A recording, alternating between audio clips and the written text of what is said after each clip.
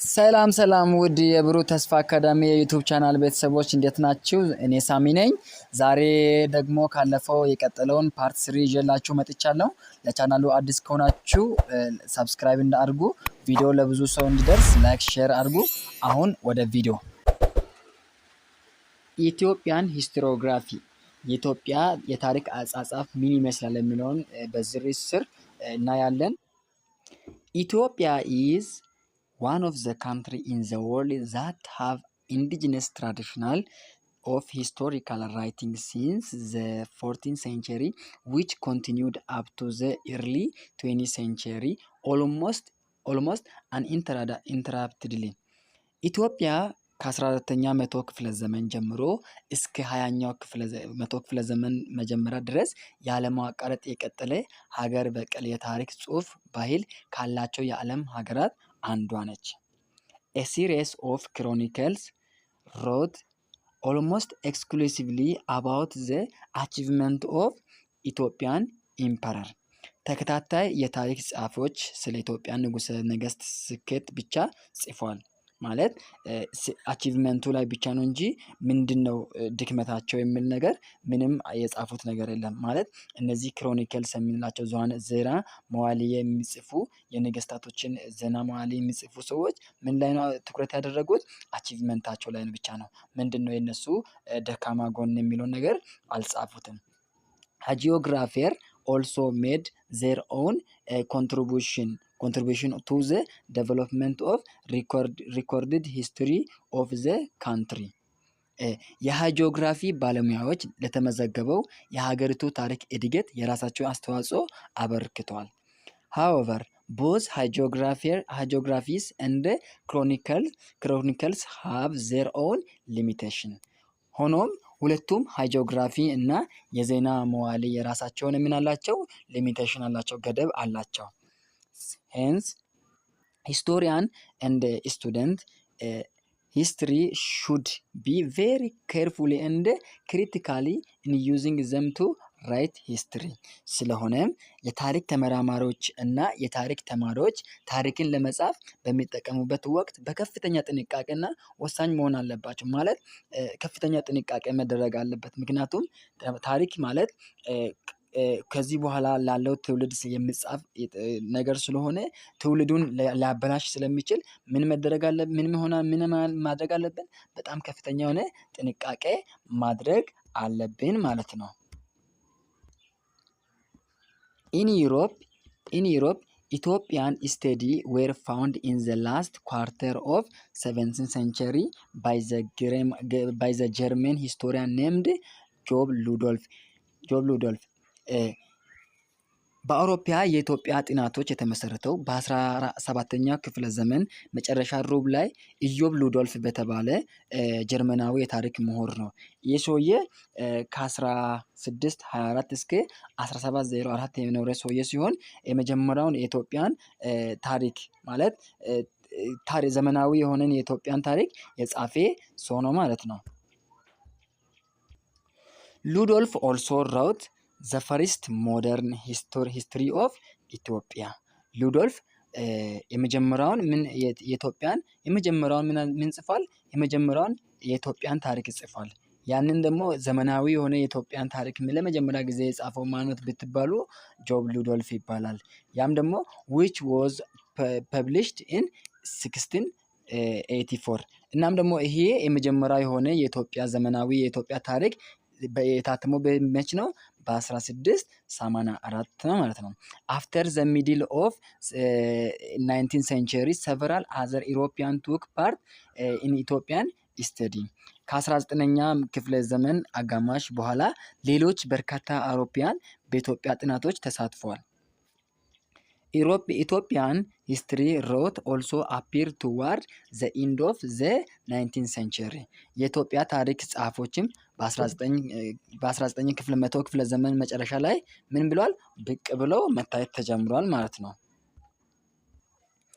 Until the early 1960s, Ethiopian studies focused mainly on northern part of the country. እስከ 1960ዎቹ መጀመሪያ ድረስ የኢትዮጵያ ጥናቶች በዋናነት በሰሜኑ የሀገሪቱ ክፍል ላይ ያተኮሩ ነበሩ። It was the establishment of the Institute of Ethiopian Studies or IES in 1963 at the then ኃይለ ሥላሴ ፈርስት ዩኒቨርሲቲ that changed this pattern። በ1963 ዓ.ም የኢትዮጵያ ጥናት ኢንስቲትዩት የተቋቋመ በወቅቱ ኃይለ ሥላሴ ነበር ያቋቋመው ኃይለ ሥላሴ ነበር። እናም ደግሞ ይህ መከፈቱ ምንድነው ያደረገው? ይህንን ፓተርን እንዲቀየር ማለት ኖርዝ ላይ ብቻ የሚጠናውን ኖርዝ ላይ ብቻ ፎከስ ያደረገውን የኢትዮጵያን ታሪክ ምን ላይ እንዲቀጥል ወደ ሳውዝ እንዲቀጥል ምን አድርጓል? ይህንን ፓተርን ምን አድርጓል? ቼንጅ አድርጓል ማለት ነው። አንቲል ዘን ኢሮፒያን ስተዲስ ፎከስድ ኦን ኖርዘርን ቢኮዝ ኖርዘርን ፓርት ኦፍ ካንትሪ ሃድ ዘ ፎሎዊንግ አድቫንቴጅ ኦቨር ዘ ሳውዝ። እስከዛው ድረስ የኢትዮጵያ ጥናቶች በሰሜን ላይ ያተኮሩ ነበሩ። ምክንያቱም የሰሜኑ የሀገሪቱ ክፍል ከደቡብ ይልቅ ምን አላቸው? የሚከተሉ እንትን አላቸው ጥቅሞች ወይም አድቫንቴጅ ነበራቸው። የመጀመሪያው ምንድነው? ዘ ኖርዘርን ሃድ ዘ ሪትን ላንጉጅ ዛት ሰርቭድ ቱ ኪፕ ሪከርድስ። በሰሜኑ መዛግቦች ለመጠበቅ የሚያገለግል የጽሁፍ ቋንቋ ነበራቸው። ሰሜኖች ምን አላቸው? ሪትን ላንጉጅ ነበራቸው። ይህ ደግሞ አንዳንድ ጽሁፎች ተዘግቦ እንዲቀመጡ ምን አድርጓል? ትልቅ አስተዋጽኦ አድርጓል ማለት ነው። ሁለተኛ አንሸንት ግሪክ ሮማን አረብ ራይተርስ had left important information about the region። የጥንት ግሪክ ሮማውያን እናም ደግሞ አረቦች ምን አድርጓል? አረብ ጸሐፊዎች ስለ ክልሉ ጠቃሚ መረጃዎችን ምን አድርገው አስቀምጠው አልፏል ማለት ነው። ሶስተኛው ምንድነው የሚለው? several source on the Christian kingdom are also available in the Egyptian Coptic church archive። ሶስተኛው በግብፅ ኮፕቲክ ቤተክርስቲያን መዛግብት ውስጥ ስለ ክርስቲያናዊ መንግስት በርካታ ምንጮች ይገኛሉ። ይሄ መገኘቱ ደግሞ ጸሐፊዎች ወይም የታሪክ ጸሐፊዎች በዛ ተደግፈው እንዲጽፉ ዋናው ምክንያት ሆኖላቸዋል ማለት ነው። ምክንያቱም ሂስትሪ ያለ መረጃ ያለ ማስረጃ አይጻፍም ብለን ከዚህ በፊት ተነጋግረናል አይደለ? ያንን መረጃ ደግሞ ማስረጃ የምናገኝበት ሶርስ ያስፈልገናል። እነዚህ ደግሞ ክርስቲያን ኪንግደም የሚባሉት ወይም ሰሜን ላይ የነበሩ የክርስቲያን ንጉሠ ነገስቶች የነዚህ ሶርሶች እያንዳንዱ ሶርሶች ምን ላይ ይገኛሉ? በኢጂፕት ውስጥ ወይም በግብፅ ያለች ኮፕቲክ ቸርች ውስጥ ምን አለ? ያ ሶርሶች አሉ። ከዛ እየወሰዱ ጸሐፊዎች ምን ይጽፉ ነበር? ሂስትሪን ይጽፉ ነበር። ይሄ ደግሞ ትልቅ አድቫንቴጅ አለው። ለምን? ሂስትሪ ማለት ታሪክ የሰሜኑ ታሪክ ብቻ እንዲጻፍ ማለት በርካታ የሰሜን ታሪክ ላይ ሰዎች ፎከስ እንዲያደርጉ ተመራማሪዎችም ጸሐፊዎችም በዛ ፎከስ እንዲያደርጉ ይሄኛው ምንድነው አንዱ አድቫንቴጅ ነበር። ሌላኛው the northern provide archaeological source for the study of history of the region። ሰሜኑ የክልሉን ታሪክ ለማጥናት የአርኪኦሎጂ ምንጮች ሰጥቷል ማለት ነው። በዛን ጊዜ የነበሩ የአርኪኦሎጂ ጥናት በሰሜኑ ክልል ላይ ሶርስ ነበር ማለት በዛ ቦታ ላይ ማለት ሰሜን ላይ አፋር ነው አይደለ? በብዛት አሁን ለምሳሌ ሉሲ የተገኘችው በዛ ኢትዮጵያ የሰው መገኛ ናት ተብሎ እንድትነገር ያደረጋት ያ አርኪኦሎጂካል ምንድነው? አርኪኦሎጂካል ሳይት ነው። ያ ደግሞ ደቡብ ላይ ብዙም አልነበረም ማለት ነው። ሰሜን ላይ በመኖሩ የተነሳ ሂስትሪ እንዲጻፍ አርኪኦሎጂ ራሱ የራሱ ምንድነው የራሱ የሆነ ጥቅም አድቫንቴጅ ነው ማለት ነው። ለሰሜኑ ታሪክ እንዲጻፍ ማለት ነው። ሌላኛው when we come to south even the available physical remain were not yet studied by them። ወደ ደቡብ ስንመጣ ያለው አካላዊ ቅሬት እንኳን በዚያን ጊዜ ገና አልተጠናም ማለት ነው። few European attempt to penetrate southern part of the country since the middle of 19th century። ከ19ኛው መቶ ክፍለ ዘመን አጋማሽ ጀምሮ ጥቂት አውሮፓውያን ወደ ደቡባዊ የሀገሪቱ ክፍል ለመግባት ሞክረዋል። however scanty information left by them is barely enough to reconstruct the history of the people and the status of the region። ነገር ግን በእነሱ የተተወው ትንሽ መረጃ የክልሉን ህዝቦች እና ግዛቶች ታሪክ መልሶ ለመገንባት ምን አይደለም በቂ አይደለም ማለት ነው። በቂ አይደለም። ሞሮቨር ባይ ዘን the south had no written language and so had not kept record of its past። ከዚህም በላይ ደግሞ በዚያ ጊዜ ደቡብ የጽሁፍ ቋንቋ ስላልነበረው ያለፈው ታሪክ ምን አላደረገም ሪከርድ አላደረገም አልጻፈም ነበር። that had no keep record of its past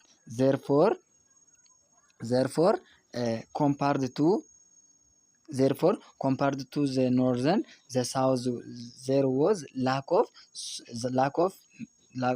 of source of history። ስለዚህ ከሰሜኑ ጋር ሲነጻጸር በደቡብ በኩል የታሪክ ምንጮች ምን አለ እጥረት አለ ማለት ነው። እጥረት አለ።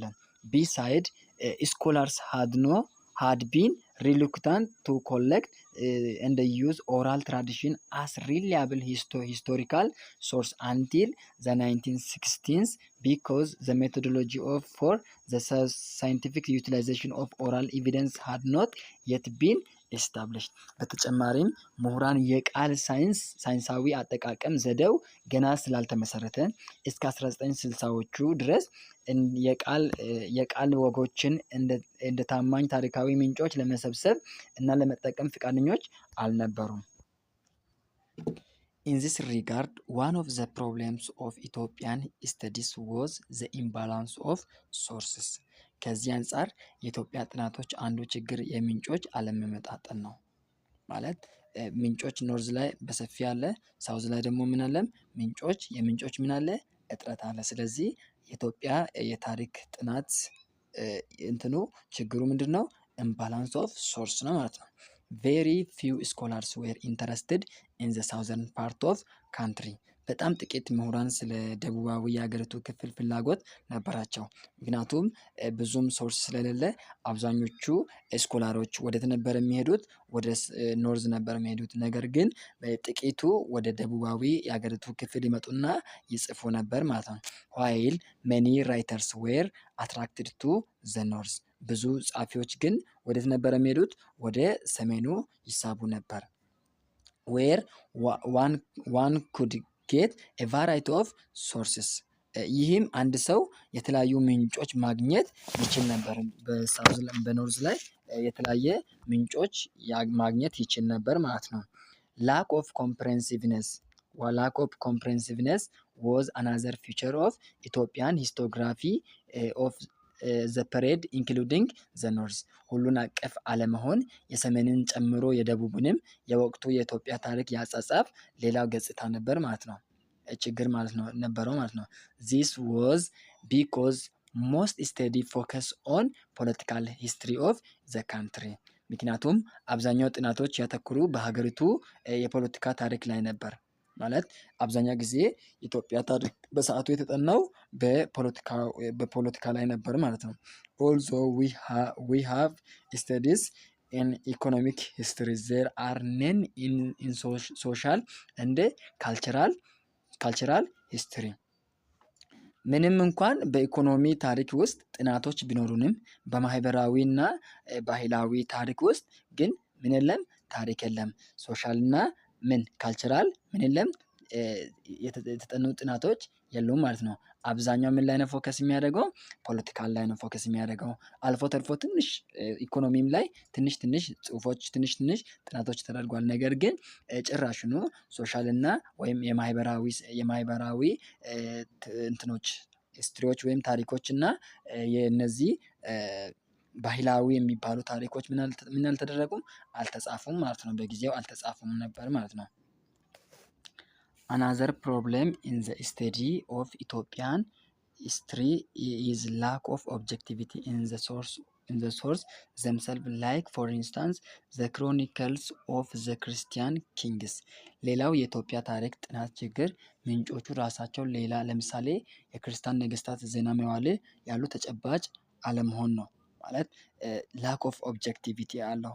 ኦብጀክቲቪቲ ማለት ታሪክን ያለ አድልዎ መጻፍ ነው ማለት ነው። ነገር ግን እነዚህ ክሮኒክልስ የሚጽፉ ሰዎች ለንጉሱ የሮያል ፋሚሊ ስለሆኑ ማለት የንጉስ ቤተሰብ ከመሆኑ አንፃር ጥሩ ግን ማለት ጥሩ እንትን እይታን ለማግኘት ሲሉ ምን አድርጓል? ኦብጀክቲቪቲውን ምን አድርጓል? አጣመውም ነው የጻፉት ለንጉሱ እንዲያመች ጥሩ የንጉሱን አቺቭመንት ላይ ነው። ቅድም እንዳየነው የንጉሱን አቺቭመንት ላይ ነው እንጂ ድክመቶቹ ምን ይመስል እንደነበረ አልጻፉትም ማለት ነው። there is also lack of objectivity in many of study conduct so far እስካሁን በተደረጉ ብዙዎች ጥናቶች ውስጥ የኦብጀክቲቪቲ እጥረት አለ። ኦብጀክቲቪቲ ቅድም ብያለሁ እና ታሪክን ያለምንም አድሎ መጻፍ ነው ማለት ነው ኦብጀክቲቪቲ ማለት። ነገር ግን እነዚህ በተደረጉ ጥናቶች በብዙ ጥናቶች ውስጥ የምን እጥረት አለ?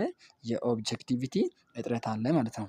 many scholars who conduct the studies were attached to one or another member of the royal family ጥናቶች ያካሄዱ ብዙ ምሁራን ከአንድም ወይም ከሌላ የንጉሳውን ቤተሰብ አባል ጋር ቁርኝነት አላቸው። እነሱ ቁርኝነት በመኖራቸው የተነሳ ኦብጀክቲቪቲውን ሂስትሪ የኢትዮጵያ ሂስትሪ በድሮ ጊዜ የነበረው የኢትዮጵያ ሂስትሪ ምን እንዲያጣ ኦብጀክቲቪቲን እንዲያጣ ተደርጎ ተጽፏል ማለት ነው። as such they made bias in the favor of their achievement እንደዚህ ለግንዛቤያቸው አድሎ አድርጓል ማለት ለነሱ እንዲመች ማለት ጥሩ እንዲያመች ተደርጎ ምን አድርጓል? አድሎ ተደርጓል። አድሎ በመደረጉ ምክንያት የኢትዮጵያ በዛ ሰዓት የተጻፉ ጽሁፎችም ማለት ለንጉሱ የሚያድሉ ናቸው ማለት ነው። some scholars also lack access to pertinent source አንዳንድ ምሁራኖች ተዛማጅ ምንጮችን ምን አደረጉ? ተዛማጅ ምንጮችን ማግኘት አልቻሉም። ከእነሱ ከሚያጠኑት ጥናት አንፃር ተዛማጅ የሆኑ ቅርርብነት ያላቸውን ምንጮችን ማግኘት አልቻሉም። lack of sufficient knowledge on the political, social and cultural reality of the country was another case for this lack of objectivity in writing Ethiopian history የኢትዮጵያን ታሪክ ለመጻፍ ተጨባጭ አለመሆን ሌላው ምክንያት በአገሪቱ ፖለቲካዊ፣ ማህበራዊ እና ባህላዊ እውነታዎች ላይ በቂ እውቀት አለመኖር ፖለቲካውን ምን ይመስላል፣ ሶሻል ምን ይመስላል፣ ሶሳይቲው ምን ይመስላል እናም ደግሞ ባህሉ ምን ይመስላል የሚለውን በቂ እውቀት ያለመኖር የጸሐፊዎቹ በቂ እውቀት አለመኖራቸው ምንድነው ሌላኛው ችግር ነው ማለት ነው። all this have affected Ethiopian history in many ways ይህ ሁሉ የኢትዮጵያን ታሪክ በብዙ መልኩ ምን አድርጓል? ጎድቶታል ማለት ነው። ማለት አፌክት አድርጓል፣ ተጽዕኖ አሳድሯል ማለት ነው። በቀጣይ ሶርስ ኦፍ ሂስትሪ የሚለውን ቶፒክ እናያለን። ቪዲዮውን እስከ መጨረሻ ስለተከታተላችሁ አመሰግናለሁ። እኔ እንዳይሰለቻችሁ ቪዲዮውን በትንሽ ደቂቃ እያደረኩ እየለቀኩ ነው። ፕሊዝ ሰብስክራይብ አድርጉ። ቪዲዮውን ከወደዳችሁ ደግሞ ላይክ፣ ሼር አድርጉ። መልካም ጊዜ ተመኘውላችሁ።